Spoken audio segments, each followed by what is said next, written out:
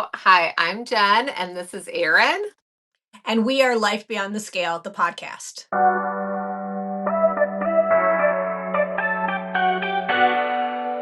Hi, Erin, and hi, listeners. Today, we're going to talk about something a little different, just about how divorce rates are climbing among women in their 40s, 50s, and 60s. Coincidentally, right around the same time that menopause hits. So, is something happening or is it just a coincidence? So, today we're just going to kind of give a little bit of a brief overview about this conversation, the emotional, relational, biological, and chemical, kind of layers that are all intersecting at life at this time. Um, Something that's been coming up, I guess, socially is called the gray divorce, the rise of gray divorce. So we're going to dig into that today. But I guess as a side note, Erin, we should probably mention to our listeners, both of us are happily married. And so we're not experts on divorce, and we are not here to give you tips on divorce or saving marriages or any of that.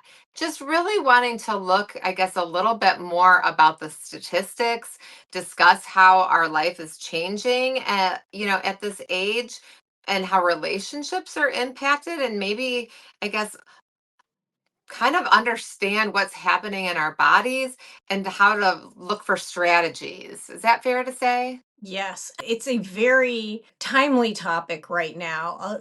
We're seeing a lot of information out in the news. And so I think this should be a very interesting discussion today.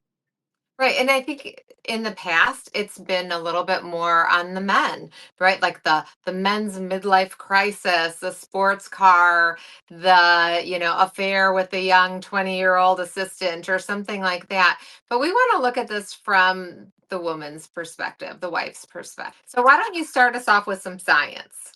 Well, I read an article about this in USA Today that was published in August, and it said the divorce rates overall are dropping. Divorce among Mm, adults 50 and older is increasing. In 1990, almost 1 in 10 of all divorces in the United States were among adults 50 and older. So that was 1 in 10. By wow. 2019, the percentage has grown to 1 in 4, according to the study of the Bowling Ooh. Green State University's National Center for Family and Marriage Research. This happens to coincide at the time when most women are going through perimenopause and menopause. So, some interesting facts is that when estrogen declines, oxytocin is not released. And oxytocin is a hormone that plays a crucial role in social bonding, reproduction, and stress regulation. The caregiving substance that Mm, is released in a woman's body that, for taking care of babies and taking care of families. And that nurturing. as we age, we have less of that. And so I kind of also feel a correlation between as we've aged. I'm going to speak for you on this one because I think it might be true. You have a tendency to not care as much as you may have cared about other people, what they thought, what they did. You kind of get to the point where you're just like, I don't really care. I don't really have time, which also goes along Mhm. with what you were bringing up the other day about the We Don't Care Club. You sent me on Instagram that lady who started the We Don't Care Club. Why don't you tell the audience a little bit more about that? Yeah, if you haven't seen her, I want to say her handle is it's me Mel or it's me Melanie. But she has started this We Do Not Care. So WDNC Club for women of perimenopause and menopause, and basically just started sharing the things that she didn't care about. I think kind of just spontaneously sitting in the car after, like a Walmart shopping trip or something like that, and just kind of laughing at herself of how she went into the store, what she looked like, and how, 10 years ago she would never have left the house that way. but the comments from other women just started spiraling. And all of a sudden, there are branches of the We Do Not Care Club all over the country just sharing, we don't care if the dishes are dirty. We don't care if I drive around with rollers in my hair, if I leave the house without a bra, whatever that might be. So I will say, I think that this phenomenon of just accepting and verbalizing that, yeah, once we hit a certain age, I'm not here to impress you. Now, my nurturing and my caregiving is still there for my children. Like, there's still those mama bear moments for sure. Mhm. But, the rest of it, the people driving down the street, I leave my girlfriend's house, who's my hairdresser, with hair color on my hair, and I've got, like a Target bag wrapped around my head before I get home to wash it out myself. I I don't care. I don't care when the kid next to me pulls up at the stoplight and gives me a second glance. Yeah, I have a bag on my head. I don't care. So that I can definitely relate to, I guess, the oxytocin and the endorphins and the estrogen all kind of, being a little bit on a decline. So, what else do you think? When I'm thinking about these hormones and the chemicals that are being released, but also thinking that at that same time when estrogen is dropping, what seems to be kind of like growing is that anxiety, that risk of depression, um, that I guess that brain fog and some of that, whether it's the hot flashes and the dysregulation of, our temperatures, but the disruptive sleep and the worry and the anxiety that all kind of also start to fester a little bit. Do you think that has anything to do with this same idea of marriages starting to crumble at this? I think that if you are feeling out of sorts and you are feeling, what's the word I'm looking for? If you're Oh, like society will say you're just being too emotional right now. I'm not sure that that's what you were looking for, but emotional, that's a yeah, good, if we're yeah, being yeah, emotional would be the word. Sensitive. You're too oh sensitive. That's sensitive. That was the word I yes, was looking for. yes, You're being too sensitive. Um, I think that we also need to recognize that this is very individualized. Some people yeah, have a lot of different symptoms. Some people have absolutely zero none. symptoms who are like, Mhm. I don't know what you're talking about. I've never had that problem. That doesn't affect me. God bless you. Enjoy your life because you are one, count Right. yourself as one of the lucky ones that hasn't had to live through some of the symptoms. The symptoms can be very off-putting because Mhm. they tend to come on when you least expect it. And then all of a sudden, you think you're ready, you're in a situation, and then all of a sudden you are absolutely dripping in sweat and then freezing the next moment.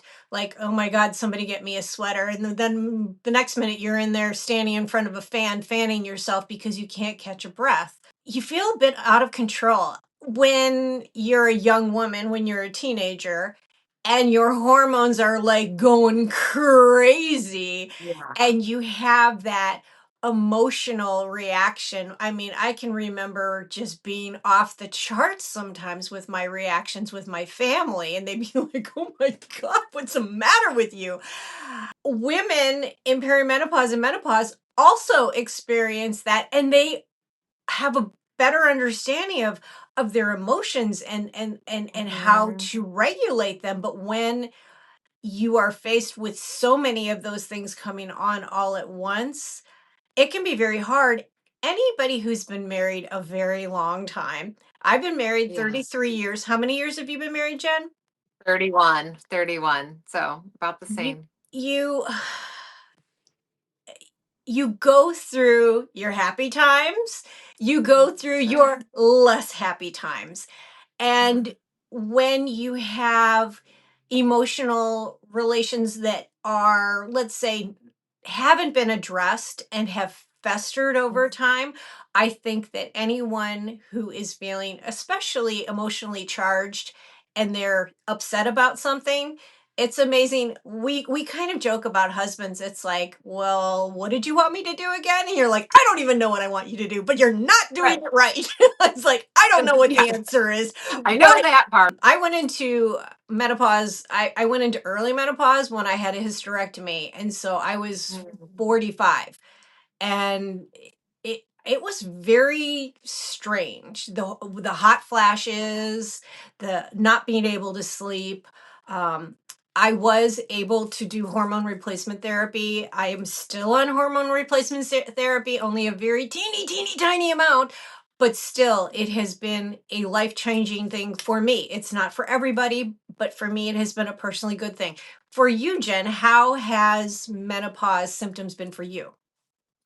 Overall, fairly good. I would say I am not suffering from the hot flashes, although I will get those just feelings of feeling warm all of a sudden, which is very off for me because I always tend to run cold. And so I know that that's changing.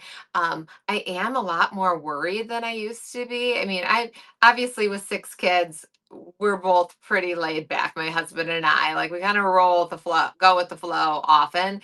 But now there are things that are starting to get stirred up emotionally where I'm a little bit more anxious, a little bit more worried and on silly things that typically I wouldn't care about. Um, where I think that it's happening the most, which also probably I could see how this could take the turn for the worse for maybe a couple who weren't as happily married, is just kind of some of that sexual, I don't want to say dysfunction, but just the desire and the changes and the shifts when it comes to what's happening sexually. Um, and I know also at the same time that men or my husband specifically is kind of like, what am I doing wrong? And I want to be like, nothing. It's me, And so this starts to create a little bit of a crevice, I guess, a crack, just to kind of knowing like, okay, this is different. Like we don't know how to navigate this part of the relationship. And he has no idea. He's never been around a perimenopause or menopausal woman before. He's like, do you come with, a Instructions? manual? Right? Like, what do we do here? And so this could be another reason why gray divorce happens because if there's not communication and both parties feel like it's them and no one's talking with each other, yeah, it would be really easy to start to find that divide, let alone the fact that at this age our children are kind of all ages, right? Like we've got two still in high school, and then I've got a happily married, daughter with a grandbaby, so we're kind of in all of that. But you just kind of went through that sandwich generation of the, aging parents and then having your daughter just kind of recently move out of the house. So that could be another thing of like, who am I if I'm not your mom?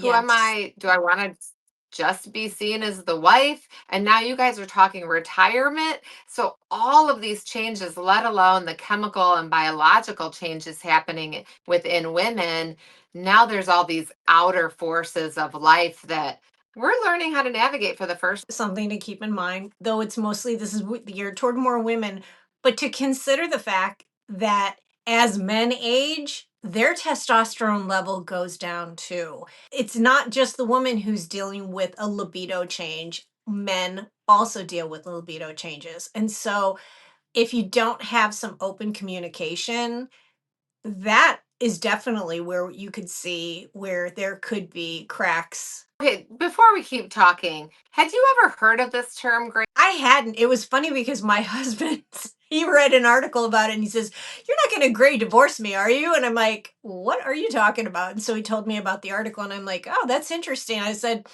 "Well, not today." I said, "But the other day you kind of got on my nerves, so you're on probation." Yeah, Which of course we joke about that, right. yeah. And believe me, there are times when I think he puts me on probation because he's like, "Okay, wackadoodle over there, she's all over the place." And quite literally, with the hormone regulation, you do feel a bit out of sorts. Like, what What's going on? Why do I feel like I want to cry? I don't really feel like I need to cry, Ah. but why do I suddenly, have that feeling? Sure. But if I am having brain fog or these emotional fluctuations, and my memory isn't maybe what it used to be, that can break down communication as well, right? Between relationships, specifically today with spouses, but it could just be even with loved ones of, I don't remember you telling me that. I agree to that, and all of that kind of bouncing around.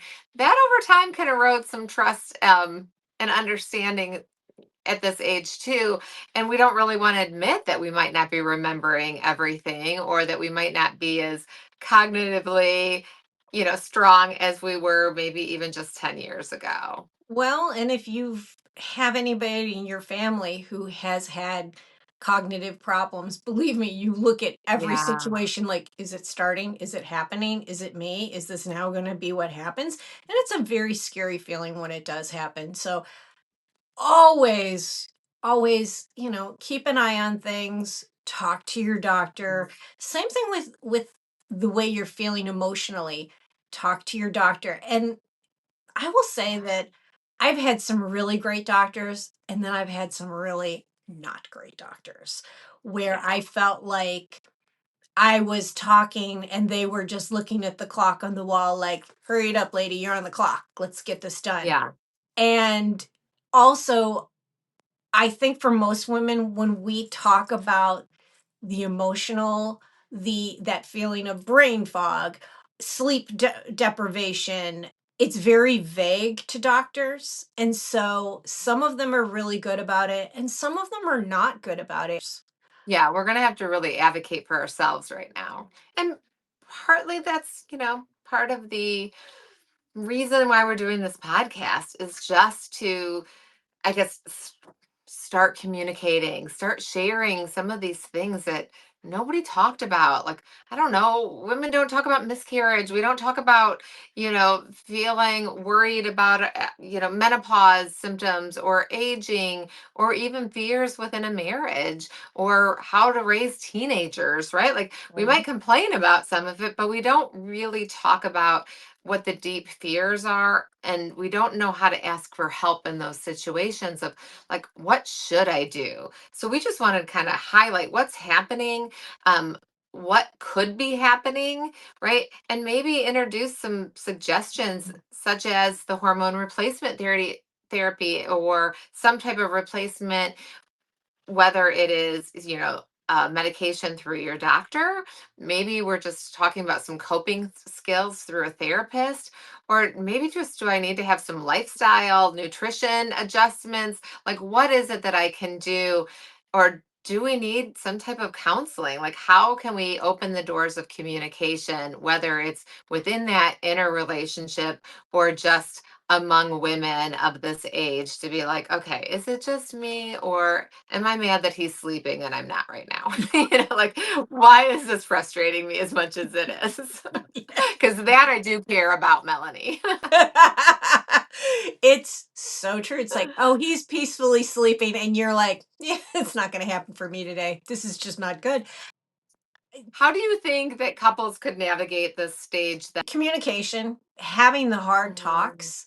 Sometimes it's just talking about those things can feel very embarrassing. That perhaps therapy, whether it's group, a couples therapy or therapy on your own. With therapy, sometimes, you go in thinking, well, it's his fault. And then you realize, no, it's not his fault. It's your fault too. And so that can be an eye opening experience. Well, even if you're the one just dealing with that, that's a start. That's a start of being able to see where you can find strength, answers, coping mechanisms. That communication is a huge one. Probably timing around that communication is very important too. Like, this is not the time that we're going to have a conversation at 3 in the morning when I'm awake, right? Like, that's not the time that he's ready to listen to me. That's not right the time that I'm going to be understanding with anything that he shares, right? And so our timing, but communicate and maybe even talk about the expectations in this stage of life. You know, what are we looking for, as you guys head into retirement? Like, what are the expectations? How much time are we going to spend with each other? Can I volunteer, get a part-time job? What does that look like? And even for us now, like, how, are we home with kids? Are we traveling to see children who have moved out of the house? How often? Where is this going to affect the budget? There are so many other forces that are kind of adding pressure to a marriage on top of the hormones happening with women. It's almost like we're in this pressure cooker and things are Yes. just simmering and simmering. And then you just never know when that one little annoying look, that forgotten task, whatever that might be, pop, there we go. Then we're gonna blow. And so we wanna stop that or kind of head that off. We don't Yeah. you know, menopause doesn't have to end in divorce. We're not here to advocate for divorce.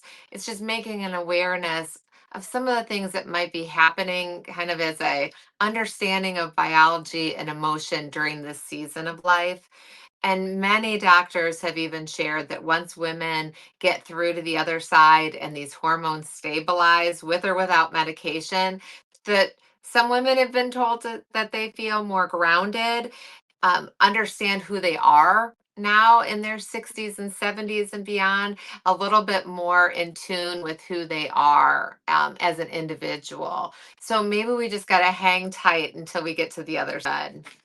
All right. So I guess where do we leave our listeners today with Hmm. what do you think? Like, how do we know when we need to seek help or when to have this conversation, even just with a friend, a community, a doctor, or even our spouse?